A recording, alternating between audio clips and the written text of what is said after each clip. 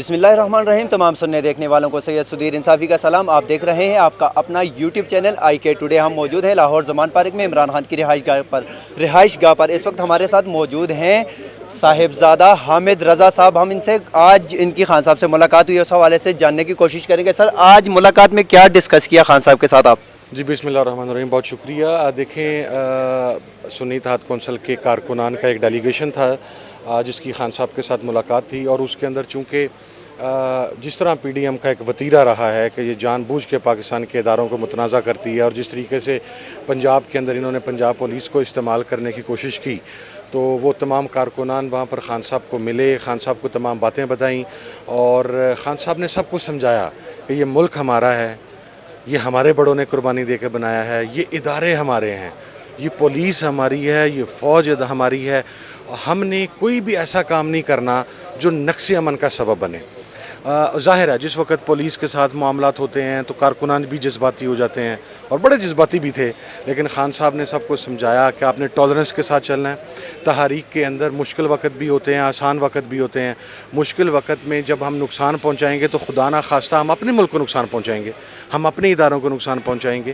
یہ بیسیکلی ایک P D M کی اور مسلم لیگ نون اور فضل الرحمان جیسے جو بدبخت ہیں, اور میں یہ سمجھتا ہوں جو پاکستان کو تباہ کرنے کے ایجنڈے کے اوپر انٹرنیشنل سازش کا حصہ بنے ہوئے ہیں, یہ ان لوگوں کی ایک سازش ہے کہ ہمیں کنفرنٹ کروایا جائے اداروں کے ساتھ, اپنے لوگوں کے ساتھ, اور نقص امن کا سبب بنایا جائے. اور اسی وجہ سے الحمدللہ 11 ماہ گزرنے کے باوجود آج تک کوئی ایک ایسا سنگل انسیڈنٹ نہیں ہوا جس کے اندر پاکستان تحریک انصاف اور اس کی جو الائیڈ پارٹیز ہیں ان کے اوپر کسی شخص نے ایک انگلی بھی اٹھائی ہو کہ یہ کسی قسم کا پاکستان کو انہوں نے نقصان پہنچایا, انہوں نے کسی بندے کو نقصان پہنچایا. تو میں یہ سمجھتا ہوں کہ آج کا جو کرک تھا میٹنگ کا وہ یہ تھا, ایک تو خان صاحب بہت مینٹلی الحمدللہ ٹف آدمی ہے, ساری زندگی سپورٹس مین رہا ہے, اور وہ لاسٹ بال تک فائٹ کرتا ہے. بہت ہائی مورال تھا خان صاحب کا, اور بہت خوش بھی تھے. تو کل سپریم کورٹ کا جو فیصلہ آنے والا ہے اس حوالے سے خان صاحب کے ساتھ کوئی بات چیت آپ کی؟ جی بالکل ہوئی, اور خان صاحب نے کہا کہ ہم تو رول آف لاء پہ بلیو کرتے ہیں, اور جیسا خان صاحب نے پہلے کہا تھا کہ ہمیں فل بینچ ہو, 5 رکنی ہو, 3 رکنی ہو, ہمیں کوئی فرق نہیں پڑتا. ہم ایسے لوگوں میں سے نہیں ہیں جو عدلیہ میں سے جج پک اور چوز کر کے تو ان کے خلاف تنقید شروع کرتے ہیں. یہی بینچ تھا جس نے جب گورنمنٹ ختم ہوئی تو پی ڈی ایم کو ریلیف ملا تو انہوں نے دادے تحسین کے ڈونگرے برسائے کہ جناب سپریم کورٹ نے آئین اور قانون کی سربلندی کے لیے ایک سٹیپ لے لیا. اور آج اگر وہی سپریم کورٹ کے وہ معزز جج صاحبان پاکستان میں آئین کی سربلندی کی بات کر رہے ہیں تو یہ تمام ملک دشمن عناصر جو ہیں وہ اکٹھے ہو گئے ہیں.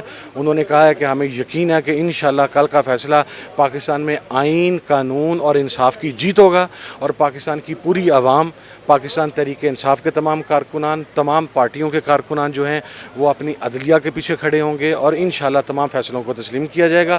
اور کل کا دن میرا خیال ہے پاکستان کی جوڈیشل ہسٹری کے اندر ایک ماضی میں بلیک ڈیز رہے, لیکن کل کا دن انشاءاللہ ایک نیا سورج لے کے طلوع ہوگا کہ پاکستان میں آئین کی سربلندی کے لیے, قانون کی سربلندی کے لیے پاکستان کی عدلیہ نے آگے بڑھ کر ایک 1 سٹیپ اہیڈ جا کے. اور ایک بات خان صاحب نے خصوصاً ایمفسائز کی کہ جان بوجھ کے یہ لوگ ججز کو متنازع بنانے کی کوشش کر رہے ہیں. ہمارے لیے سب جج قابل احترام ہے, ہم کسی کو متنازع نہیں بنائیں گے, ہم سپریم کورٹ کا فیصلہ قبول کریں گے. اچھا سر, تو آپ یہاں پہ رمضان میں ادھر موجود ہیں زمان پارک میں, یہاں کا ماحول کیسے لگا آپ کو؟ الحمدللہ بہت شاندار. دیکھیں, میں سمجھتا ہوں کہ وہ فورسز جو اسپیشلی خان صاحب پر یا پاکستان تحریک انصاف پر یہ الزام لگاتی ہیں کہ یہاں پر کوئی مادر پدر آزاد ماحول ہے, میرا خیال ہے ان کے منہ پہ تمانچہ یہ ہے. یہ بھی کہا جاتا ہے سر کہ یہاں پہ دہشت گرد بیٹھے ہیں زمان پارک میں. یار میرا بھائی, دہشت گردی کے خلاف آوازیں اٹھانے والے تو ہم تمام لوگ تھے.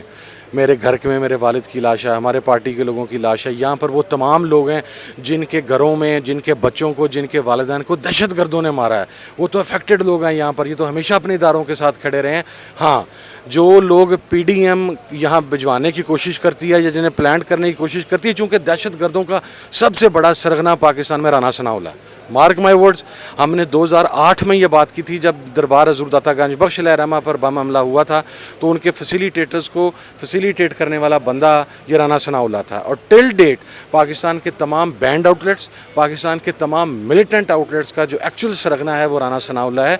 यहाँ पर मुहिब्बे वतन मासूम पाकिस्तानी हैं, यहाँ पर कौम की वो माएँ बहनें और बच्चियाँ हैं जो यहाँ पर खान की सलामती की दुआएं कर रही अच्छा हैं। सर, यहाँ पे जो आपने कहा कि कौम की बच्चे यहाँ पे मौजूद हैं, तो सर इन पे शेलिंग की गई थी, तो क्या वो राना सनाउल्लाह के कहने पे नहीं की गई थी? बिल्कुल राना सनाउल्लाह इसके अंदर इन्वॉल्व था। ये इसकी सिख मेंटेलिटी है और ये पहली मर्तबा नहीं हुआ।